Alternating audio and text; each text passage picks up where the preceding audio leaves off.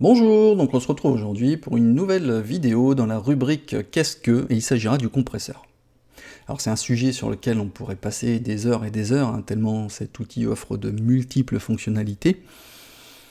Avant de commencer, je vais vous afficher le sommaire de ce tuto, car je pense qu'il sera peut-être un peu plus long que d'habitude, donc si vous avez besoin d'y revenir, vous aurez la possibilité d'accéder directement à la rubrique qui vous intéresse. Commençons. Donc, l'intérêt ici sera de vous expliquer comment fonctionne le compresseur et pourquoi l'utiliser. Alors, sans faire l'historique du compresseur, il faut quand même retenir que sa fonction première, c'est de compresser le signal audio, donc ça vous l'auriez bien compris, mais dans quel but? Dans le but d'équilibrer les niveaux sonores. Je vais donner un exemple concret. Imaginez un technicien du son qui doit gérer les volumes en temps réel d'un groupe, qui est composé d'un batteur, d'un guitariste, d'un chanteur, d'un bassiste et autres. Chacun joue alternativement ou en même temps, plus ou moins proche du micro, avec plus ou moins de force, plus ou moins fort dans le temps. Et bien pour gérer tous ces volumes en temps réel et les équilibrer, pour ne pas nous détruire les oreilles, je vous souhaite bon courage si vous n'avez pas de compresseur. L'utilisation du compresseur ici, il permet d'équilibrer ces niveaux sonores, de les lisser en quelque sorte, de façon à ce qu'il n'y ait pas d'excès dans les volumes, que les crêtes ne dépassent pas le 0 dB pour éviter de saturer votre son.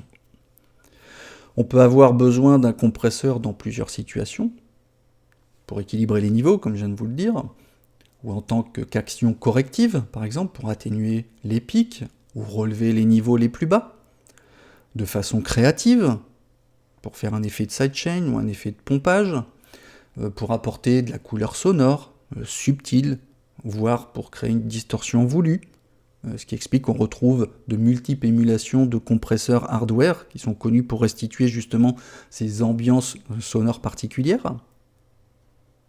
Pour donner du punch aussi, on aurait besoin aussi pour gagner des décibels en réserve pour votre headroom, pour lier les instruments entre eux. Vous avez peut-être déjà entendu parler de l'effet glue, le glue compressor.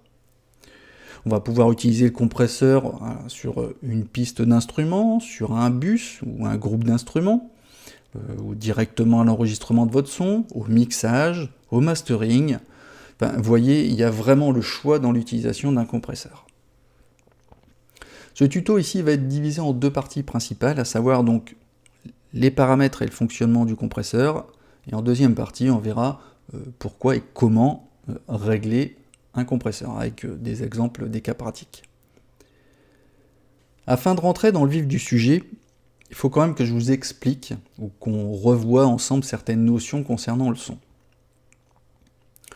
On va prendre par exemple une forme d'onde, un kick, une basse, un piano, un instrument à vent ou autre. Chaque instrument répond à une forme d'onde qui lui est particulière. Le son évolue dans le temps, de son apparition à sa disparition. Pour expliquer ce comportement, on va parler d'enveloppe sonore. Je vais vous montrer sur un schéma.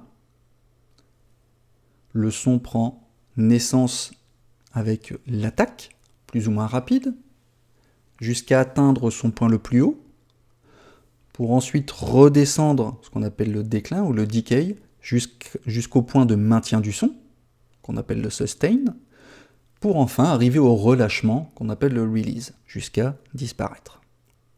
Je vous invite à aller consulter mon tuto dans la playlist Qu'est-ce que l'enveloppe ADSR, où je développe largement ce comportement. Donc c'est en général au déclenchement du son, dès les premières notes jouées, qu'on aura le plus d'énergie, donc au niveau de l'attaque, surtout pour les instruments percussifs. Donc vous avez peut-être déjà entendu parler de transitoire ou de transient. Eh bien, cela correspond à cet impact souvent élevé, marqué par des pics très très hauts, au niveau de la forme d'onde sonore. Donc on les retrouve surtout, comme je l'ai dit tout à l'heure, donc dans les instruments percussifs. Ce qu'on retiendra pour le moment, c'est que l'enveloppe du son varie en fonction de l'instrument, et le traitement de la compression sera bien évidemment différent suivant les instruments à traiter. Deuxième chose importante, On va également observer l'onde sonore d'une boucle, mais ça peut être aussi d'un track complet, et se rendre compte en fait qu'il y a de nombreuses fluctuations sonores, graphiques, avec des différences entre les points les plus hauts, et les pics, et les points les plus bas. Et ça fluctue constamment. Et heureusement, parce que c'est ça qui fait vivre votre son. La dynamique, elle va représenter ces différences de fluctuation entre les niveaux les plus hauts et les plus bas. On parle de dynamic range, ou DR, pour exprimer en fait cette plage de dynamique qui varie en permanence. La compression va contribuer à réduire cette dynamique, sauf exception, donc sur l'écart entre les points les plus hauts et les plus bas.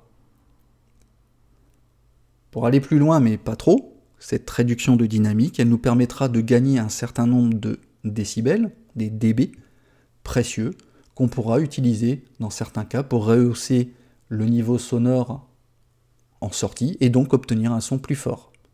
C'est ce qu'on appelle le loudness, ou la course au loudness, ou la guerre du loudness. En résumé, il faut que ça sonne plus fort. Une troisième et dernière chose avant de commencer, les vumètres, ou les meters, sont des indicateurs visuels qui ne seront pas négligés, car ils vont vous permettre avec précision d'ajuster les paramètres de votre compresseur. Vous avez certainement entendu parler du peak level ou du RMS. C'est vrai que maintenant, dans la majorité des séquenceurs, on va retrouver ce double affichage du signal sonore. Petit rappel, donc le peak level vous indique le niveau maximum en décibels atteint lors de la lecture de votre son, qui va tendre à se rapprocher du 0 dB, la limite d'écrêtage, le point où si vous commencez à dépasser, ça va commencer à saturer. Et vous avez le RMS, le Root Mean Square, qui vous indiquera en quelque sorte le niveau sonore moyen ressenti. Même si vos oreilles sont d'une importance capitale dans le traitement sonore, ces indicateurs ils seront quand même d'une grande utilité pour configurer votre compresseur. Maintenant, on va voir les paramètres et le fonctionnement du compresseur. Le principe de fonctionnement n'est pas si compliqué qu'il n'y paraît. On a vu précédemment qu'on peut utiliser le compresseur de différentes façons, mais je vais vous expliquer son fonctionnement basique. On a un signal audio qui va rentrer dans le compresseur. Ensuite, on va se dire, tout ce qu'il y a au-dessus d'un certain nombre de décibels, de dB, tout ce qui est au-dessus devrait être compressé. Cette limite, elle s'appelle le seuil, ou le threshold en anglais, qui déclenchera l'action de compression dès que cette limite en décibels sera dépassée. Vous allez me dire, mais qu'est-ce qu'on entend par compresser ? Compresser, c'est écraser l'excédent sonore situé au-dessus de votre seuil. Souvenez-vous, tout à l'heure, on a parlé de la dynamique, ou dynamic range, ou DR. On va réduire cette plage de dynamique qui dépasse du seuil. Alors oui, mais comment ? Avec le paramètre ratio. Le ratio, il va déterminer le dosage de compression, de combien il faudra réduire le gain. Alors attention, écraser, compresser ne veut pas dire couper. On va faire rentrer l'onde sonore qui dépasse du seuil dans un espace plus petit, plus comprimé.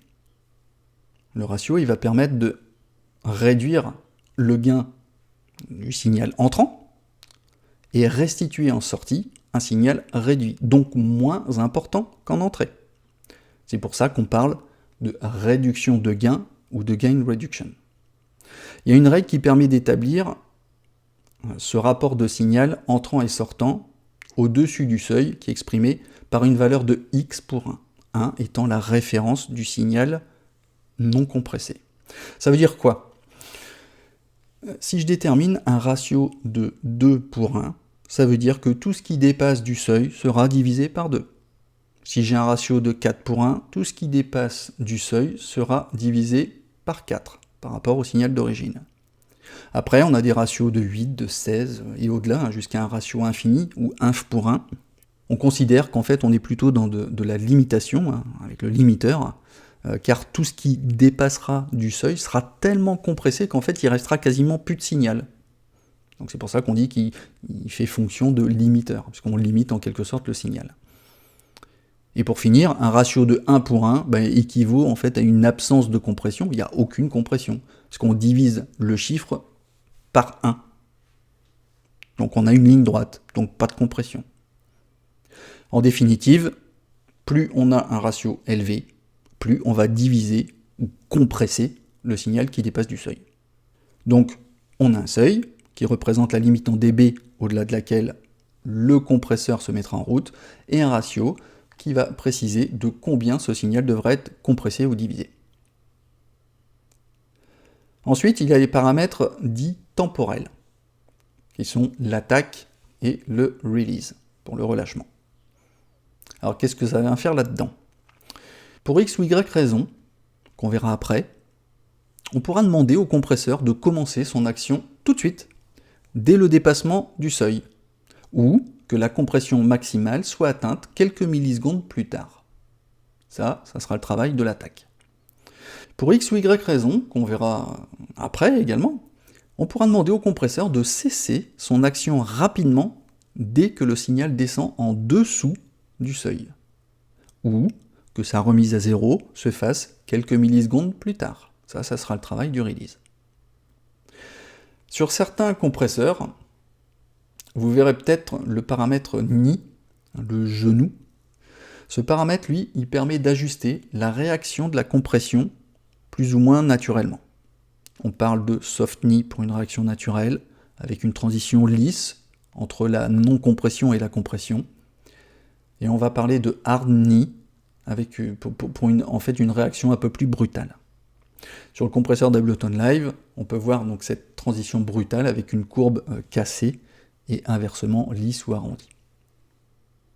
Sur certains compresseurs, vous aurez la possibilité également de régler le mode de détection de l'enveloppe sonore entrante, à savoir par rapport soit aux crêtes, le mode pic, ou par rapport au signal moyen ressenti, le mode RMS. Ce choix de sélection, lui, va être important en fonction de ce que vous souhaitez faire.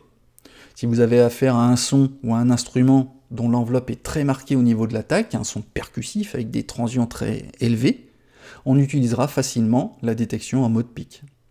Inversement, si vous avez affaire à un son dont l'enveloppe a des pics moins marqués, c'est-à-dire que l'énergie du son est plutôt centrée au niveau du maintien, du sustain, on utilisera le mode RMS. Pour terminer, on a la possibilité de réinjecter la réduction de gain perdu en sortie, avec le out ou le output, donc soit avec un bouton ou un fader. Vous allez aussi trouver parfois un paramètre qu'on appelle le make-up gain, qui vous permettra de compenser automatiquement la réduction en sortie, sans que vous ayez à le faire manuellement. Tous les compresseurs ne proposent pas forcément tous ces paramètres. Certains peuvent être intégrés, invisibles, avec des valeurs figées, fixes, ou avec des valeurs variées, suivant les émulations de vrais compresseurs hardware. En tout cas, ici, vous aurez une idée de ce à quoi correspondent ces paramètres. Alors maintenant, on va voir pourquoi utiliser un compresseur et comment le régler. Ça, c'est moins simple. Mais non, je plaisante. C'est pas si simple que ça, mais on va s'y retrouver au bout. Il y a une question primordiale qu'il faut se poser, c'est pourquoi utiliser un compresseur? Est-ce que j'en ai besoin? Est-ce que j'ai besoin d'équilibrer les niveaux d'un instrument ou d'un track? Si oui, il faudra un compresseur. Est-ce que j'ai besoin de remonter les niveaux les plus faibles? Si oui, il faudra un compresseur. Est-ce que j'ai besoin d'apporter du punch à mon instrument ou à ma composition? Oui, on peut utiliser aussi un compresseur. Est-ce que j'ai besoin d'apporter de la couleur, de la chaleur au son? Oui, je peux également utiliser un compresseur. Est-ce que j'ai besoin de garder la présence d'un instrument dans le mix pour qu'il reste présent, même s'il y a d'autres instruments plus forts qui viennent s'ajouter? Si oui, j'aurai besoin d'un compresseur. Donc je vais m'arrêter là parce qu'en fait la liste est très longue, mais quoi qu'il arrive, on pourra toujours trouver l'utilité d'un compresseur. Alors on peut décider de ne pas l'utiliser sur une piste, sur un instrument, mais on ne pourra pas s'en passer lors de la phase du mixage et de la masterisation. C'est un outil vraiment indispensable, au même titre que l'égaliseur. Alors maintenant, c'est bien simple, mais comment le régler? Alors, comme je vous l'ai dit, tous les paramètres du compresseur sont en interréaction, c'est-à-dire qu'un mauvais réglage peut compromettre tout le bon travail que vous aurez fait auparavant. Cependant, il faut quand même garder à l'esprit que l'utilisation du compresseur doit se faire de façon douce et normalement transparente, hein, sauf si vous souhaitez faire des effets créatifs. Donc le compresseur qui dit mollo-mollo dans l'utilisation. Alors, comment faire? Eh bien, tout dépend de ce que vous voulez faire. Si vous voulez faire une action corrective pour éliminer des défauts, avoir une action punchy sur un son, est-ce que vous voulez corriger par exemple un effet de masque entre deux instruments, par exemple entre un kick et une basse qui jouent sur le même champ de fréquence? On peut utiliser le compresseur pour un effet créatif de sidechain, hein, les effets qui sont hyper pompés du style musical EDM. J'aurais plein d'exemples à vous proposer, mais bon, je vais me limiter car sinon on va y passer des heures. Alors, on va commencer à voir des exemples bien concrets. Alors ici, donc, on va prendre un premier exemple d'utilisation du compresseur pour corriger une voix. Alors l'objectif ici, ça va être d'éliminer ou de réduire les pics indésirables suite à une variation importante qu'on aurait sur le volume, qui serait trop forte ou trop faible, et d'équilibrer l'ensemble. Alors, vous allez me dire, jusqu'à diminuer éventuellement le son, ça va diminuer les pics. Ouais, sauf que c'est pas comme ça que ça fonctionne, parce que le problème c'est que si on baisse le volume, on va baisser les niveaux les plus bas, donc qui seront encore plus bas, donc on n'entendra plus rien. Donc, compresseur. On va faire une première lecture sur mon excellentissime voix, que je vais vous faire écouter. I feel good, tap tap tap tap, I knew that I would know. I feel good, tap tap tap tap, I knew that I would know. Alors, qu'est-ce qu'on peut observer tout de suite? C'est plutôt équilibré. On a quand même ici une petite crête avec le tapatapata. Et ici, à la fin de l'échantillon, il y a une petite baisse de volume. Hein. Un peu moins de patate. Je vous laisserai écouter. I feel good, tap tap tap tap, I knew that I would know. Voilà, donc on va vouloir ici titiller un petit peu le pic, le travailler, on va vouloir le réduire un peu, et essayer de récupérer un petit peu de volume ici sur la fin, de façon à ce qu'on ait un équilibre. On va se remettre comme ceci, et alors là j'avais mon compresseur initial hein, que j'ai désactivé, donc là il n'y a pas d'action de compression. On va essayer d'observer les variations, à savoir à combien on tape au niveau du peak level, c'est-à-dire qu'il doit certainement correspondre à mon tapatapata, et voir où se trouve le niveau du RMS, l'énergie, pour se donner une idée, avoir des repères. I feel good, tap tap tap tap, I knew that I would know. Donc le tapatapata, il pointe à moins 2,72 dB, et on tourne autour du RMS, on va dire autour de 13-14. Donc je vais ajouter un compresseur. Après vous choisissez la vue qui vous convient, on va commencer par celle-ci. Hein. Donc on va initialiser notre compresseur de façon à ce qu'il n'agisse pas forcément tout de suite hein, dès la première lecture. Alors vous inquiétez pas, hein, vous aurez l'habitude après d'adopter la stratégie qui vous convient dans telle ou telle situation, mais là on va commencer tout doux. On va laisser le seuil ici à 0 dB, on va mettre une attaque et un release au minimum, on va mettre un ratio pour l'instant un peu bourrin à 6, donc aux 3/4 ici, hein. Donc ça veut dire qu'on va diviser par 6 tout ce qui va dépasser du seuil, c'est un petit peu grossier, mais on ajustera après hein, si c'est un peu trop bourrin. On va utiliser alors le mode pic ou RMS. Ici on va plutôt prendre le mode RMS pour détecter en fait l'enveloppe entrante, parce que les pics ils sont pas si hauts que ça en fait, hein. On va chercher plutôt à équilibrer l'ensemble du signal là où il y a l'énergie constante. Je vais désactiver ici le make-up gain parce que j'ai pas envie de récupérer du gain automatiquement. On va ajuster ici alors le nid sur une valeur en fait qui est assez douce, hein, de façon à ce que la transition de la compression soit quand même lisse. On va la mettre ici à 6 Voilà, 6,5 comme ça, c'est bien, c'est parfait. Après, c'est à votre convenance, hein. On va décaler ici de quelques millisecondes.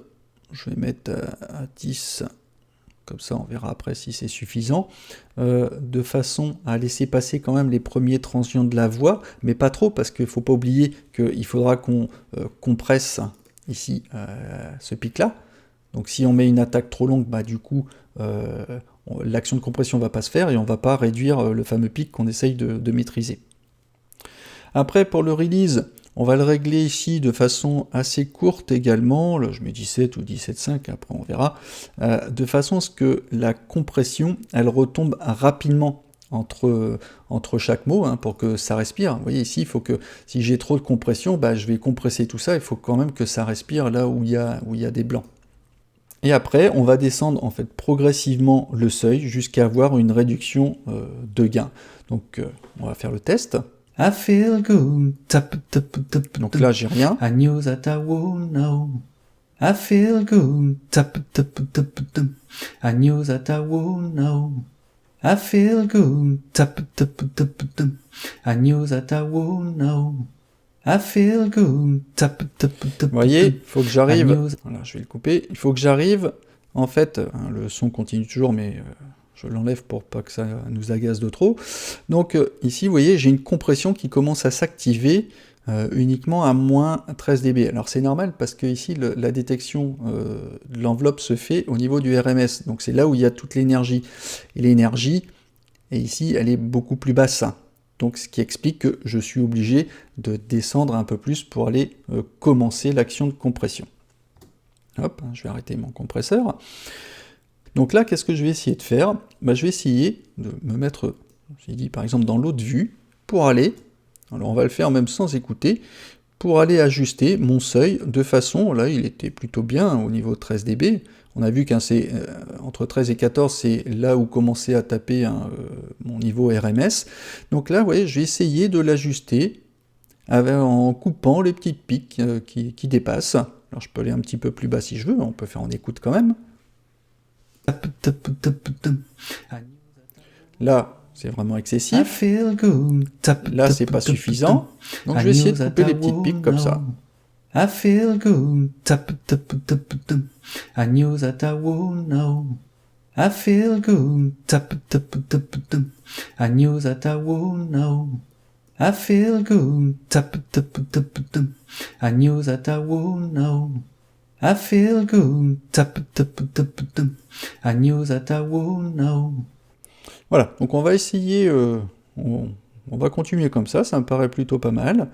Donc le ratio, après, on peut l'ajuster raisonnablement pour pas forcément dégrader le son, mais ici, tout se passe plutôt bien, parce que même si je suis à 6, hein, c'est quand même fort, donc je mets quand même fort pour qu'il y ait quand même une action que vous puissiez vous en rendre compte, hein, mais là, c'est pas trop grave, parce qu'en fait, je titille les pics. Par contre, si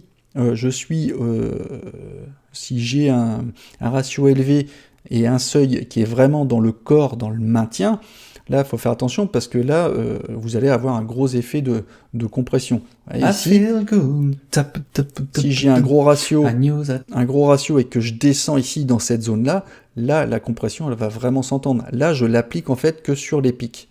Ok ?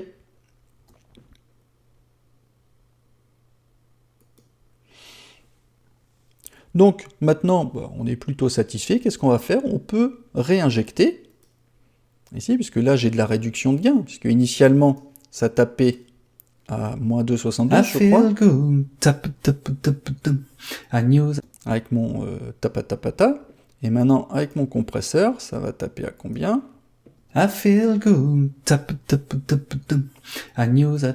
Donc je suis à 4,16, et encore rien que par rapport au pic. Au niveau RMS, voilà, donc je suis un chouille plus bas, hein, on est toujours dans la modération. Donc, qu'est-ce que je vais faire? Je peux me permettre de rehausser un petit peu les gains perdus. Là, on va aller mollo. I feel good. I knew that I would know. I feel good. I knew that I would know. I feel good. Après, je peux en rajouter un peu plus. Là, je mets un petit peu plus justement pour que vous puissiez vous rendre compte. Alors, évidemment, il ne faut pas trop remonter non plus, parce qu'après, ça peut déséquilibrer votre mixage. Mais c'est plutôt pas mal au final. On va faire l'écoute avec et sans. I feel good. Alors, sans, où on a le tapa-tapa-ta qui va taper plus fort et à la fin de l'échantillon un peu plus bas.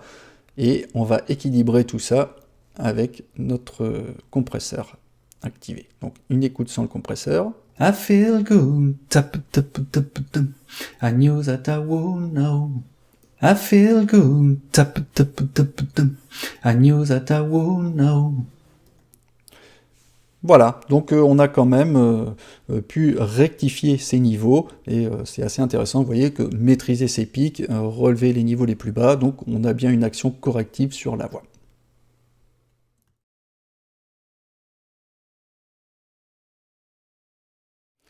Alors là, on va prendre un autre exemple, j'ai appelé le kick punchy et nettoyé. On va faire une lecture.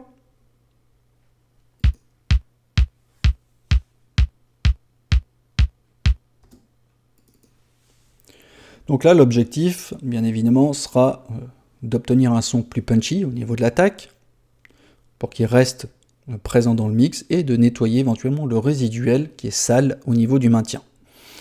La question à se poser, avec notre compresseur,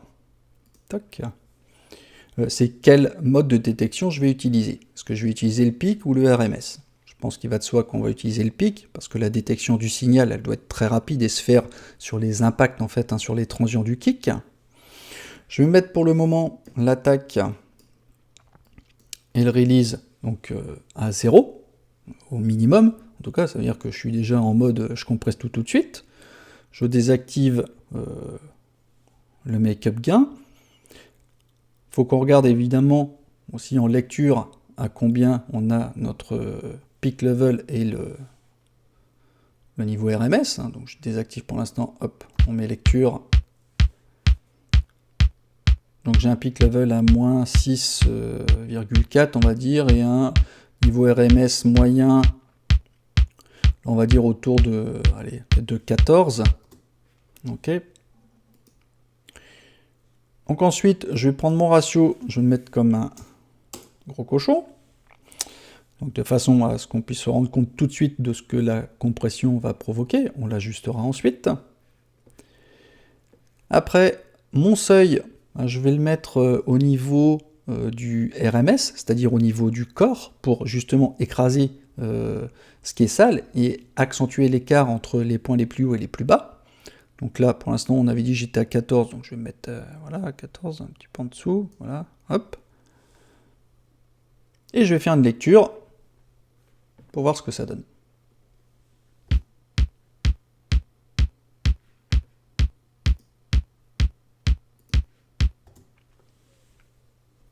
Donc on a de la compression, ça c'est sûr, mais le son il est tout pourri. Alors c'est normal pour le moment, car les impacts en fait des transients, ils sont écrasés par la compression. Donc maintenant, on va laisser passer les transients, afin qu'ils ne soient pas touchés par la compression, et faire respirer notre échantillon. On va donc décaler l'attaque de quelques millisecondes pendant l'écoute, jusqu'à obtenir un son qui est un peu plus sec.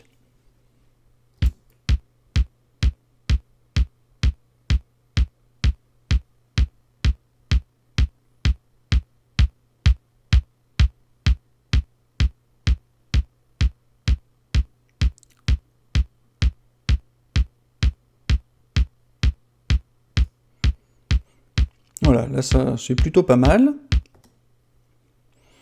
Après le release, bien évidemment, il est un petit peu trop court. Parce que ce qui fait qu'on a une chute de la compression qui arrive beaucoup trop vite. Et on risque de manger en fait le déclin, le decay du transient. Même si ici il n'est pas forcément marqué, ça constitue en fait l'attaque principale, et ici le résiduel, ce qui est sale. Enfin, on laisse passer la compression, et ici, il faut lui laisser le temps de revenir, parce qu'ici, on a encore le transient. Et si on met un release trop tôt, et ben du coup, la compression va s'arrêter trop vite, et on risque de manger au niveau du déclin du transient. Donc on va lui ajouter quelques millisecondes pour que le relâchement de la compression se fasse après ces impacts, mais il ne faut pas qu'il soit trop long non plus, car sinon on risque de manger le transient suivant. et du coup le priver de son impact. Bah oui, parce que si le compresseur, en fait, il n'a pas le temps de se réinitialiser, il sera toujours actif quand le deuxième impact va taper. Alors, exemple.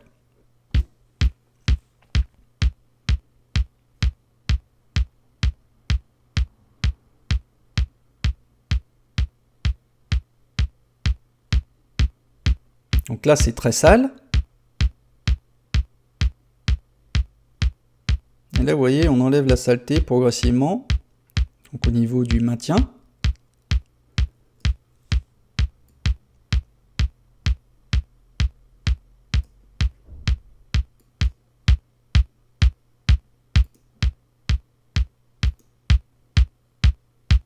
Vous voyez, on a quand même beaucoup moins de corps, donc on enlève pas mal de saleté. Alors en plus, il faut se méfier quand même du release trop long, parce qu'il est souvent générateur de compression qu'on appelle statique. C'est-à-dire en fait qu'elle fonctionne constamment et inutilement.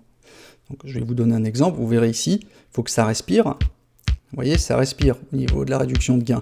Si je vais trop loin, ça bouge, mais il y a toute cette partie-là en fait qui est statique.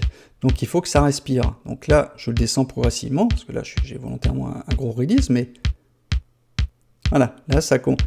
Là, vous voyez, ça bouge, mais dans ce niveau-là, ça reste statique quand même. Donc il faut que... Alors là, c'est excessif. Il faut que je trouve le bon compromis entre nettoyer le gain sale, le maintien sale, et pas être dans le statique. Voilà, je pense que là, ça peut être un bon compromis. Après, on n'est pas au chouille près non plus. Donc ici, on a réussi à compresser le corps, le maintien qu'on a envie de réduire, notamment pour tasser ce résidu sale. Donc vous voyez qu'avec un release à 40 millisecondes, ben, ce résiduel s'entend quand même beaucoup moins. Après, donc on va revenir à notre ratio. Je vais mettre, je sais pas, on va essayer sur 6, c'est-à-dire tout ce qui dépasse du seuil, on va le diviser par 6. Il faut quand même garder du corps.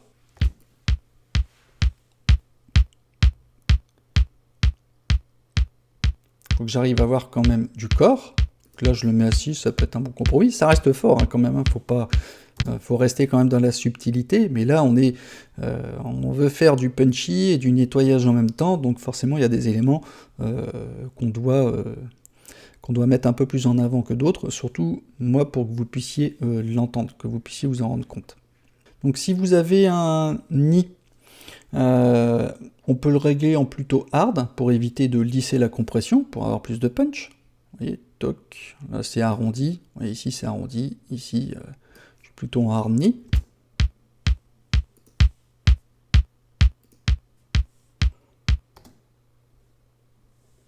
Après, ce qu'on peut faire, c'est on peut donc augmenter le gain en sortie de ce qu'on a réduit avec la compression. Là, on était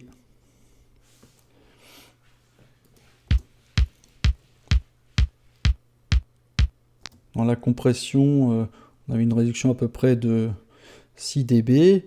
Donc, on peut remonter un petit peu ici au niveau du out, mais pas trop, parce que du coup, on risque de remonter le maintien et du coup de ramener la saleté qu'on a essayé de nettoyer. Donc, il faut trouver le bon compromis.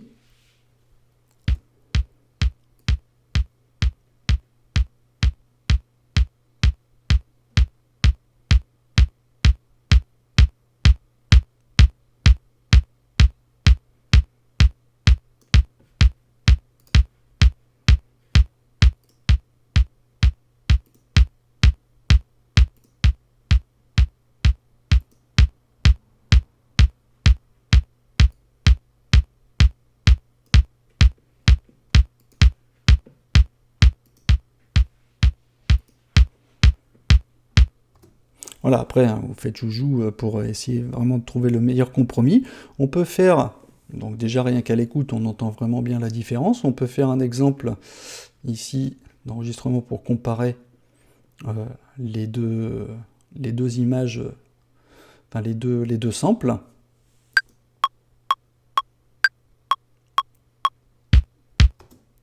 Voilà.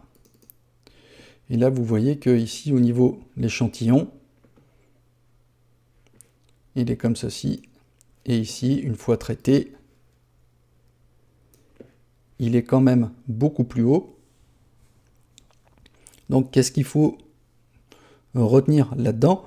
Bon, on est d'accord, hein, j'ai quand même exagéré la compression, mais c'est quand même pour vous prouver que ça fonctionne. Mais au final, on obtient un kick qui est beaucoup plus punchy, alors qu'il était très sale et gras au début, qui est plus présent, avec une attaque un peu plus forte, un maintien qui est tassé, donc une dynamique qui est plus grande, puisqu'on a accentué en fait l'écart entre les niveaux les plus hauts et les niveaux les plus bas.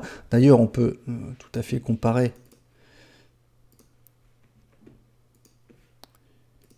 au niveau des vues-mètres. Vous allez voir l'énergie ici. Alors, je vais...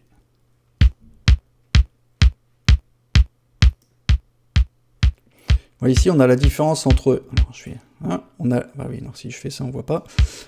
La différence entre le peak level, la zone qui est vert foncé, donc la différence entre le peak level et le niveau RMS, est beaucoup plus réduite. Et quand j'utilise mon compresseur, vous voyez, j'ai une zone qui est quand même beaucoup plus grande. Donc, j'ai bien récupéré de la dynamique. 100. Vous voyez, la différence est très réduite.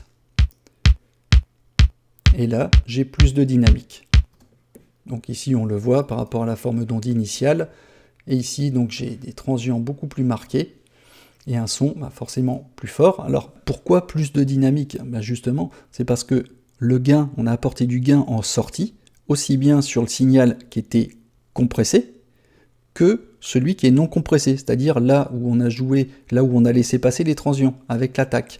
On a laissé passer ici l'attaque, donc tout ce qui est avant, ici est peu ou, enfin, pas ou peu compressé. Donc du coup, comme on augmente le gain en sortie, on augmente tout ce qui est compressé, mais tout ce qu'il y a avant aussi.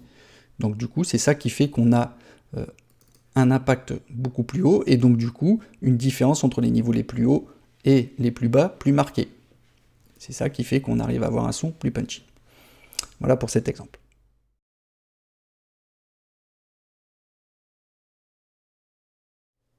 Alors ici, on va prendre un troisième exemple qui consistera à vous montrer comment corriger un effet de masque entre deux instruments.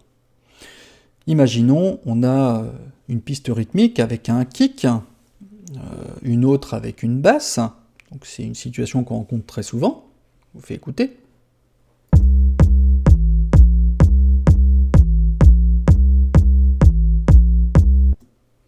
Voilà. Donc, le souci, c'est que ces deux instruments tapent généralement dans la même zone, c'est-à-dire dans le même champ de fréquence, ce qui fait qu'ils se superposent par moment, et ce qui provoque ce qu'on appelle un effet de masque, qui alourdit le son, qui le rend sourd. Le son, en fait, n'est pas très aéré. Le principe est d'utiliser le sidechain du compresseur, dont sa fonction sera d'aller chercher l'amplitude d'un signal externe plutôt qu'en interne, pour effectuer son action de compression.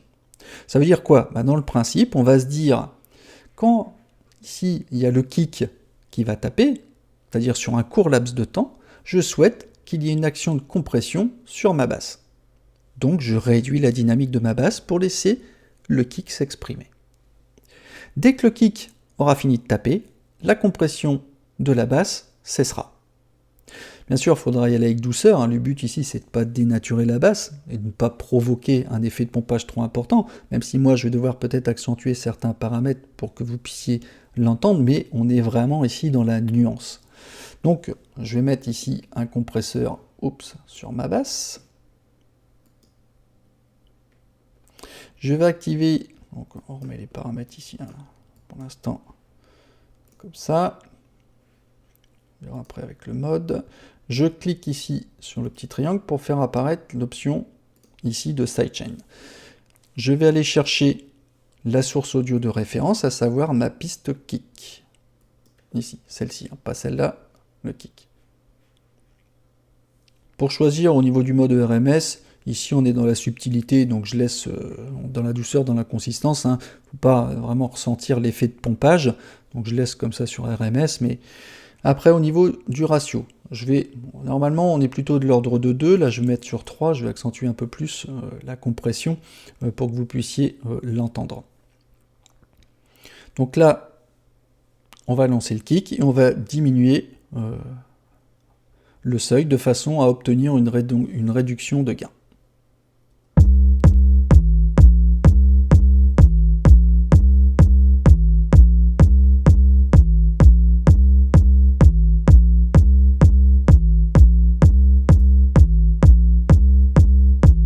Vous voyez, c'est subtil, mais j'ai bien une réduction de gain. Donc on va mettre une attaque ici, pas trop longue, parce qu'il faut quand même qu'on puisse déclencher la compression sur la basse assez rapidement.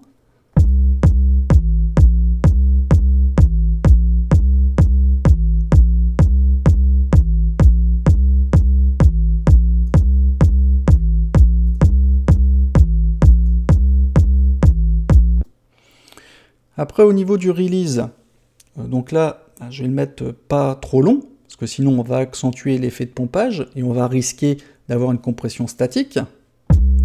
Exemple, voilà. Ici, ça bouge pas, donc j'ai une compression statique.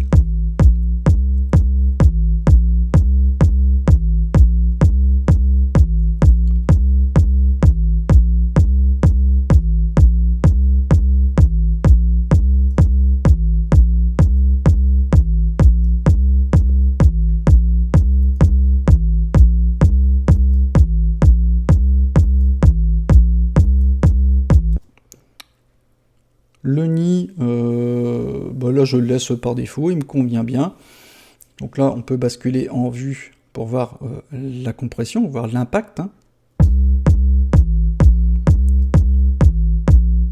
Vous voyez, on voit que à chaque transient du kick, on a une compression de la basse sur le transient du kick. C'est ça le principe d'utilisation. Donc, le vrai, c'est que quand on fait une écoute comparative, si vous écoutez avec un casque ou si vous avez des bonnes enceintes, on sent quand même le son qui est moins sourd, notamment sur la 3e et 4e note de la basse, on sent qu'elle respire plus. Le kick est plus présent et plus net. C'est subtil, mais c'est ce qu'on recherche. On refait une dernière écoute. Donc 100, écoutez sur la 3e et 4e note de la basse. On sent que sans la compression, c'est plus sourd.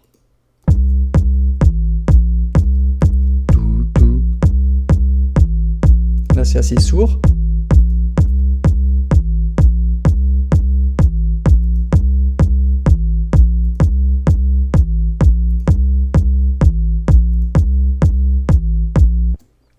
Voilà.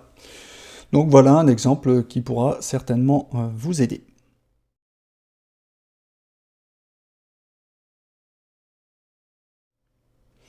Alors on va prendre un dernier exemple, ici ça sera la création d'un effet de sidechain créatif, hyper pompé de type EDM. Alors même principe d'utilisation du sidechain, là je vais choisir un instrument du type lead, qui a un maintien long.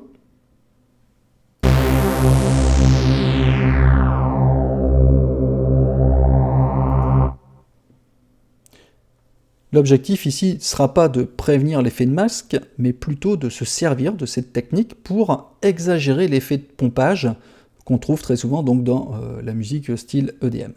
Donc on va commencer l'explication tout de suite, par une première lecture déjà avec ou sans l'effet, ce sera plus simple, mais bon, maintenant vous devez commencer à maîtriser le compresseur, donc je vais vous faire une écoute avec et sans effet.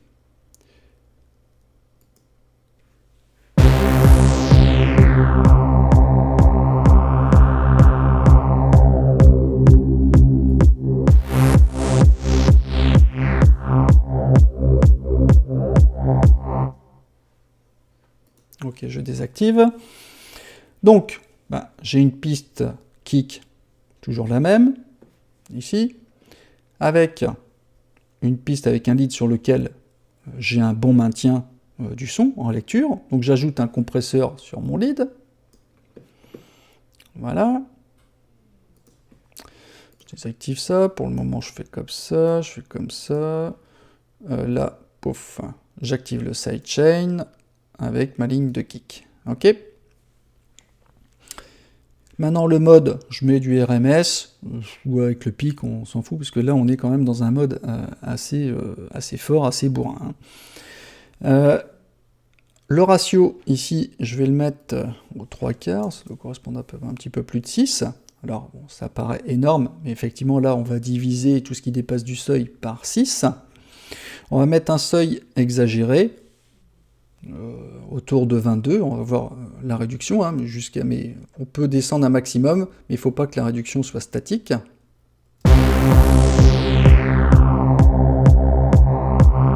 Là, ça respire, ouais, là, c'est trop statique.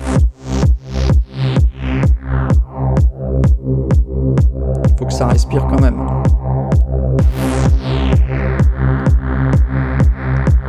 Et là, ça respire pas mal, c'est plutôt bien. Après, donc, on va jouer avec l'attaque. Il faut quand même qu'elle reste très courte pour que la compression commence rapidement. Par contre, je la conseille de la mettre en général à 10, comme ça, pour éviter certains artefacts qu'on pourra avoir suivant certains sons. Le release, donc là, je le mets pas trop long, puisqu'il faut bien marquer l'effet de pompage, ça doit quand même, il doit respirer et pas devenir statique non plus. Donc on peut le mettre au minimum, mais l'effet de pompage, en fait, il sera moins lisse. On peut regarder d'ailleurs au niveau des courbures. Vous voyez, à 0, là c'est complètement coupé. Là, je peux le mettre un peu plus haut.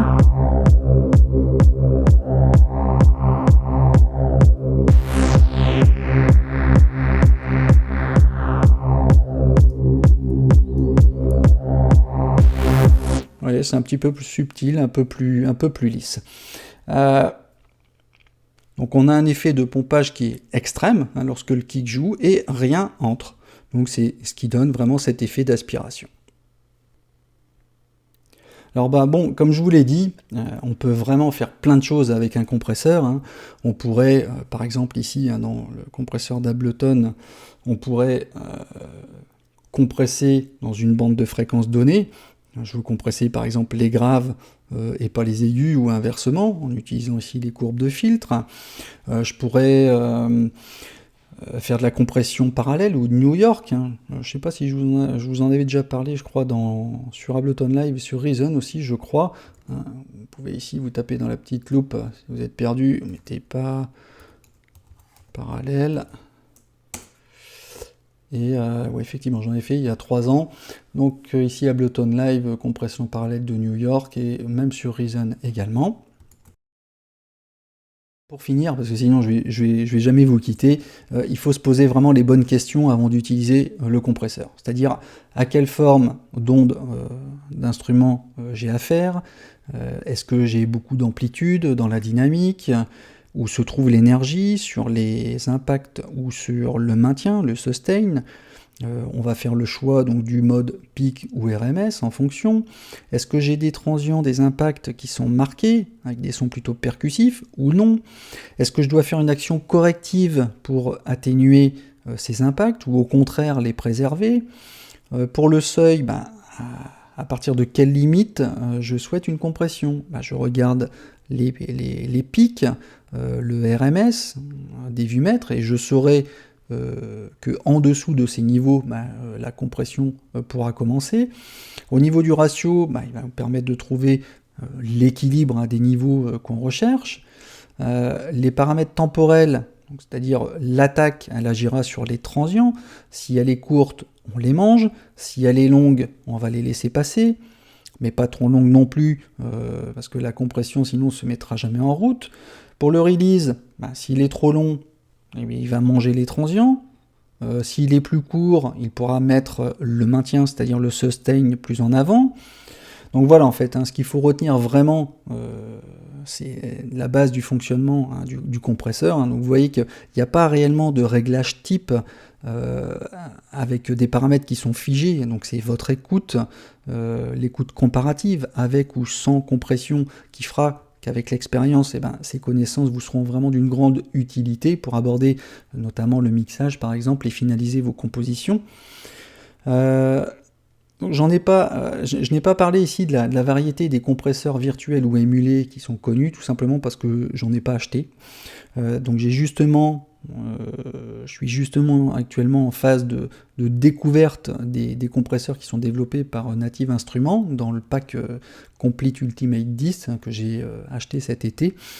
Donc ce que je peux vous dire, et de ce que j'ai pu lire, c'est que certains sont plus adaptés et configurés pour une utilisation en soft, d'autres plus durs, d'autres qui restituent une couleur particulière ou une distorsion particulière, qui rappellent les compresseurs hardware des groupes musicaux des années 60, 70 et plus, pour les nostalgiques. Donc enfin, c'est pas le choix qui manque, mais sachez que si vous utilisez le compresseur de base de votre DAW, de votre séquenceur, il fera certainement un très bon travail. Sur ce, je vous remercie de m'avoir écouté, j'espère que ce long tuto vous aura intéressé, n'hésitez pas donc à lâcher un j'aime et puis de mettre des commentaires si besoin, et je vous dis à bientôt pour un nouveau tuto. Allez, ciao ciao!